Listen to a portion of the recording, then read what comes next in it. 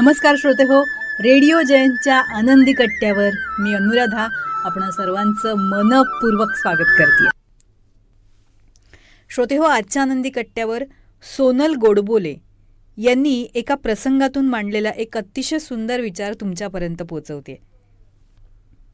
कुकरच्या भांड्यात भाताची 4च शीतं उरली होती. तिनं ते भांडं तसंच धुवायला टाकलं. तिची कामवाली आली. तिनं ती 4 भाताची शीतं घेतली आणि बाहेर बांधावर ठेवली. काही वेळातच कावळा आला आणि तो खाऊन गेला ती शीतं. त्या भातावर त्या कावळ्याचं पोट भरलं, नाहीतर भात मोरीत वाया जाणार होता. असतील शीतं तर नाचतील भूतं ही म्हण माहिती असेलच. त्याचा नक्की अर्थ काय असेल तो माहीत नाही, पण ज्याच्याकडे पैसा प्रतिष्ठा त्याच्या भोवती मानवरूपी भूतं नाचत असतात हे मात्र खरं.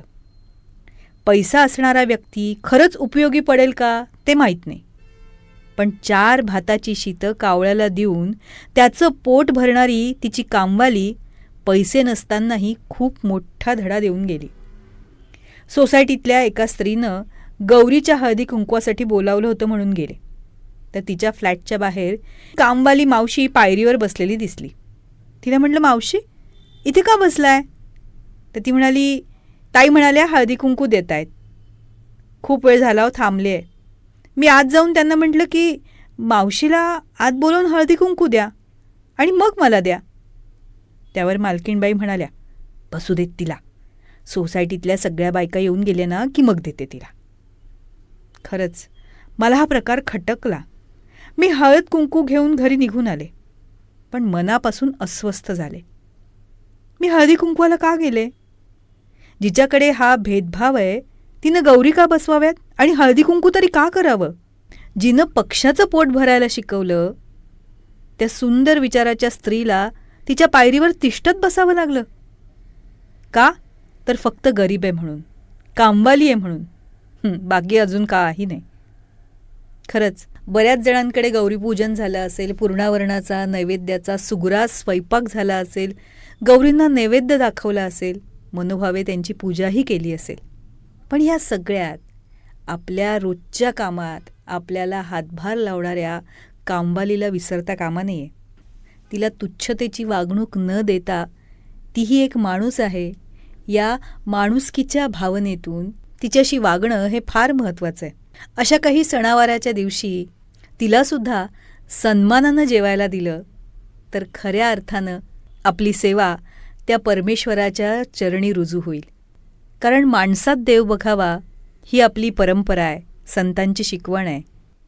हीच शिकवण आचरणात आणली तर नक्कीच आपली सेवा खऱ्या अर्थानं परमेश्वराच्या चरणी रुजू होईल. पटतंय ना?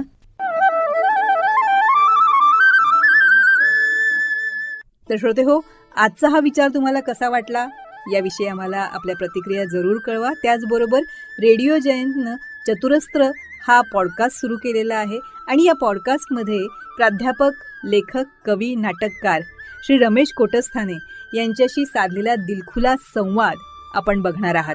या संवादाचे दोन्ही भाग आपण आपल्या चॅनलवर अपलोड केलेले आहेत, तेव्हा हे दोन्ही भाग जरूर बघा. ते तुम्हाला कसे वाटले याविषयीच्या प्रतिक्रिया नक्कीच आमच्या कमेंट बॉक्समध्ये लिहा.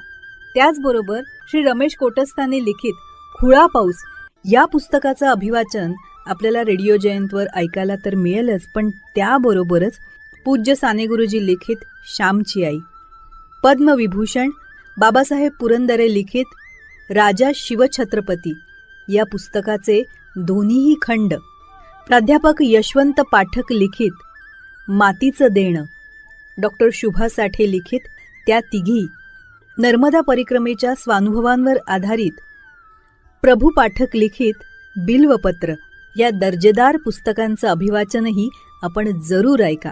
आणि ते आपल्याला कसं वाटलं याविषयीच्या आपल्या प्रतिक्रिया आमच्या कमेंट बॉक्समध्ये नक्की लिहा.